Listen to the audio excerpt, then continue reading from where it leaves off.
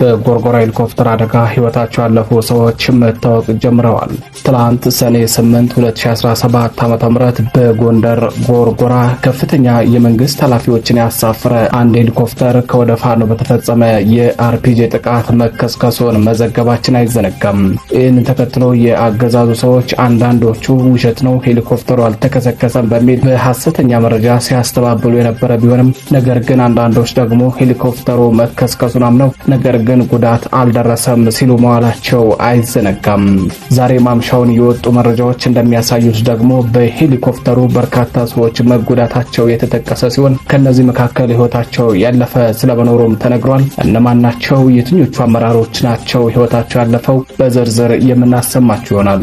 በተጨማሪም በዚህ ሄሊኮፕተር አደጋ ደርሶባቸዋል ተብሎ ከተነገረው ባለስልጣናት መካከል ገሚሶቹ በባህር ዳር ከተማ በዛሬው ዕለት የታዩ ሲሆን አቶ አገኘው ተሻገርን ጨምሮ ሌሎች ባለስልጣናት ደግሞ ደብዛቸው ጠፍቷል። እሱንም በዝርዝር የምትሰሙት ይሆናል። በሌላኛው መረጃችን ሃይማኖትና ማንነትን መሰረት ያደረገ የዘር ማጥፋት እየተፈጸመ ነው ሲል የእናት ፓርቲ አስታውቋል።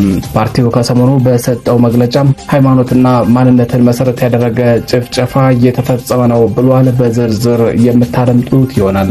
በሌላኛው መረጃችን አቶ ሽመልስ አብዲሳ በኢሊሊ ሆቴል ከሰሞኑ በሚስጥር ያካሄዱት ስብሰባ ምን እንደሆነ ተሰምቷል። በዚህ ስብሰባ ምን ተዶልቷል? ምን ታስቧል? ምን ሴራ ተጠንስሷል? መረጃው በግልጽና በገሃድ ወጥቷል። የምታደምጡት ይሆናል። ሰላም ጤና ይስጥልኝ የተከበራችሁ መረብ ቤተሰቦች እንደምን አመሻችሁ። ከመረብ ሚዲያም እነዚህንና ሌሎች መረጃዎችን አካተን ይዘናል። አብራችሁን ቆዩም።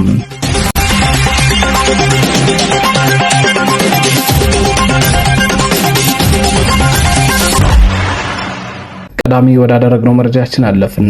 በጎርጎራ ሄሊኮፕተር አደጋ ህይወታቸው ያለፉ ሰዎች መታወቅ ጀምሯል። ትላንት ሰኔ 8 2017 ዓ.ም ጎንደር ጎርጎራ ላይ አንድ ሄሊኮፕተር ከወደ ፋኖ በተፈጸመበት የአርፒጂ ጥቃት መከስከሱን መግለጻችን አይዘነጋም። ይህንን ተከትሎ የአገዛዙ ሰዎች ሄሊኮፕተሩ በቴክኒክ ችግር ነው እንጂ ከወደ ፋኖ ጥቃት ተፈጽሞበት አይደለም ከዛፍ ጋር ተጋጭቶ ነው በሚል ሲያስተባብሉ ውለዋል። የአገዛዙ ሰዎች አክለውም የተጎዳ ሰው የለም በሚል መረጃ ሲያሰራጩ ነበር። ነገር ግን ዛሬ እየወጡ ያሉ መረጃዎች የሚያሳዩት ከጉዳት አልፈው እስከ ህልፈተ ህይወት እየደረሰባቸው ሰዎች እንዳሉም መረጃዎች ወጥተዋል። በትናንትናው ዕለት ጎንደር ጎርጎራ ላይ በተከሰከሰው ሄሊኮፕተር ህይወታቸው ካለፈ ተሳፋሪዎች መካከል አንዱ የሆነው የኢትዮጵያ ዜና አገልግሎት ከፍተኛ የካሜራ ባለሙያ የሆነው አቶ ቡዛየው ብርሃኔ መኮንን ነው። የካሜራ ባለሙያው ህልፈትን ተከትሎ ምንም እንኳን በሄሊኮፕተር አደጋ መሞቱ ባይገለጽም የኢትዮጵያ ዜና አገልግሎት ዛሬ ሰኔ 9 2017 ዓ.ም የሐዘን መግለጫ መውጣቱን መረብ ሚዲያም ተመልክቷል። በጎርጎራ ነበሩ ከተባሉት ከፍተኛ የመንግስት ኃላፊዎች መካከል ምክትል ጠቅላይ ሚኒስትር አቶ ተመስገን ጥሩነህ፣ የጠቅላይ ሚኒስትሩ የተረት ተረት አማካሪው አቶ ዳንኤል ክብረት፣ ርዕሰ ብሔሩ ፕሬዝዳንት ታዬ አጽቀ ሥላሴ፣ የፌዴሬሽን ምክር ቤት አፈ ጉባኤው አቶ አገኘው ተሻገር፣ የአማራ ክልል ርዕሰ መስተዳድር አቶ አረጋ ከበደና ሌሎች የፌዴራልና የክልሉ ከፍተኛ ባለስልጣናት ይጠቀሳሉ። ከላይ ከተጠቀሱትና የሄሊኮፕተር አደጋው ደርሶባቸዋል ከተባሉት ባለስልጣናት መካከል የፌዴሬሽን ምክር ቤት አፈ ጉባኤው ከአቶ አገኘው ተሻገር ውጭ ያሉት በዛሬው ዕለት በባህር ዳር ከተማ ከዚህ ቀደም መርቀው አስጀምሯቸው የነበሩ የልማት ስራዎችን ድጋሚ ሲመርቁና ሲጎበኙ ታይተዋል። የፌዴሬሽን ምክር ቤት አፈ ጉባኤው አቶ አገኘው ተሻገር ግን ትላንት በጎርጎራ ታይተው የነበሩ ቢሆንም ከአደጋው በኋላ አለመታየታቸው አነጋጋሪ ሆኗል። ትላንት ሰኔ 8 2017 ዓ.ም በጎንደር ቀጠና ልዩ ቦታው ጎርጎራ ገበታ ለሀገር የተሰኘው ፕሮጀክትን ጎብኝተው በመመለስ ላይ የነበሩ የመንግስት ከፍተኛ አመራሮች ከወደ ፋኖ በተፈጸመባቸው የአርፒጂ ጥቃት ተሳፍሮባት የነበረችው ሄሊኮፕተር መከስከሷን መረብ ሚዲያም መዘገቡ አይዘነጋም። አደጋውን ተከትሎ የአገዛዙ የፕሮፓጋንዳ ክፍል የተለያየ እርስ በርሳቸው የሚጣረሱ መረጃዎችን ሲያሰራጩ ያሉ ሲሆን ከነዚህ መካከል አንዳንዶቹ ሄሊኮፕተሩ የተከሰከሰው ከወደ ፋኖ በተፈጸመ ጥቃት ሳይሆን በቴክኒክ ችግር ነው ከዛፍ ጋር ተጋጭቶ ነው የሚል መረጃ ሲያሰራጩ ውለዋል። ናትናኤል መኮንን የተባለው የብልጽግና ምንጣፍ ጎታች የሚዲያ ካድሬን ጨምሮ በርካቶች ደግሞ ከወደ ፋኖ ጥቃት መፈጸሙን ጠቅሰው ነገር ግን ጉዳት አላደረሰብንም በሚል የፋኖን ጥቃት ሲያጣጥሉ ታይተዋል። ሆኖም ግን እነዚህ የአገዛዙ የዲጂታል ሚዲያ ሰራዊት አባላት የተጎዳ ሰው የለም በሚል ያስተባብሉ ቢሆንም ነገር ግን ህይወታቸው ያለፈ ሰዎች ጭምር እንዳሉ ተጋልጧል። የተከበራቸው መረብ ቤተሰቦች ወደ ሌላኛው መረጃችን አለፍን። ሃይማኖትና ማንነትን መሰረት ያደረገ የዘር ጭፍጨፋ እየተፈጸመ ነው ሲል እናት ፓርቲ አስታወቀም። እናት ፓርቲ የካህኑና ምዕመኑ ግድያ የዘር ተኮር ጭፍጨፋ ፕሮጀክቱ አካል ነው በሚል ከሰሞኑ መግለጫ ሰጥቷል። እናት ፓርቲ ከሰሞኑ በወቅታዊ ጉዳዩ ላይ በሰጠው መግለጫ ግንቦት 27 2017 ዓ.ም በኦሮሚያ ክልል አርሲ ዞን ጀጁ ወረዳ የአንጎዶቼ ቅዱስ በዓለ ወልድ ቤተክርስቲያን አገልጋዮችና ምዕመናኑ ላይ የተፈጸመውን ግድያ የዘር ተኮር ጭፍጨፋ ፕሮጀክት አካል ነው በማለት አውግዟል። ፓርቲው በመግለጫው በኦሮሚያ ክልል አርሲ ዞን ጀጁ ወረዳ የአንጎዶቼ ቅዱስ በዓለ ወልድ ቤተክርስቲያን አስተዳዳሪ መምሬ ተስፋ ለሙ፣ የአጥቢያው አባትና ሀገር ሽማግሌ አቶ ክፍሌ ገብረ ክርስቶስና አቶ በጋሻው ስዩም በነዋሪዎች አጠራር ሼኔ በሚባለው ኃይል ግንቦት 27 ቀን 2017 ዓ.ም አመሻሽ 12 ሰዓት ላይ አስፓልት መንገድ ላይ አውጥተው ገድለዋቸዋል በማለት ገልጿል። ፓርቲው አክሎም 2 ሰዎች በጥይት ተመተው በሕክምና ላይ እንደሚገኙና ሌሎች 5 ሰዎች ታፍነው ተወስደው እየደረሱበት አልታወቀም በማለት ባወጣው መግለጫ ጠቅሷል።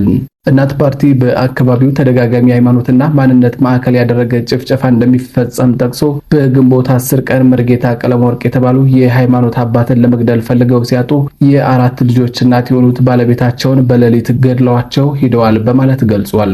ፓርቲው አያይዞም በዞኑ ሸርካ ወረዳ ካለፈው ዓመት 2016 ዓ.ም መስከረም ጀምሮ ካህናትን ጨምሮ 113 ንጹሃን በገፍ ተጨፍጭፈዋል፣ ከ30 በላይ ታፍነው ተወስደዋል፣ እስካሁንም እየደረሱበት አልታወቀም ብሏል።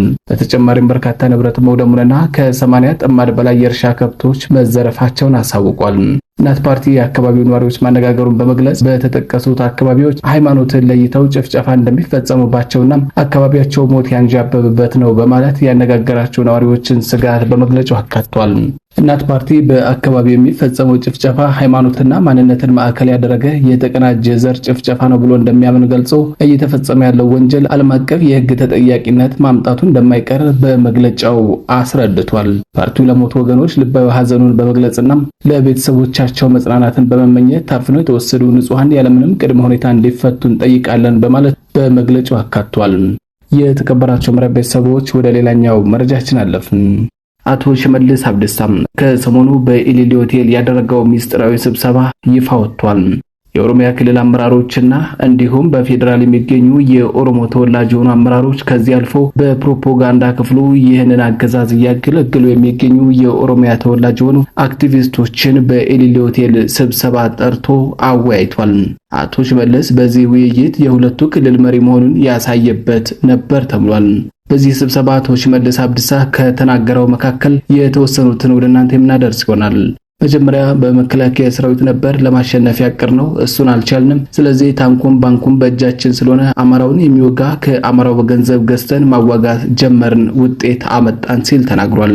አሁን መመኪያችን የገንዘብ ካዝናችን ነው ያለው አቶ ሽመልስ የገንዘብ ካዝናችን እስካልነጠፈ ድረስ በቀላልና በትንሽ ብር የአማራን ሚኒሻ የአማራን አድማ ብተና እየገዛንና እያደራጀን ፋኖ ነኝ ከሚለው አካል ጋር ፊት ለፊት እያጋጠምን ከዚህም ከዚያም ያው ከአማራ ወገን የሆነውን እናስፈጃለን ማለት ነው እየተጠቀሰው።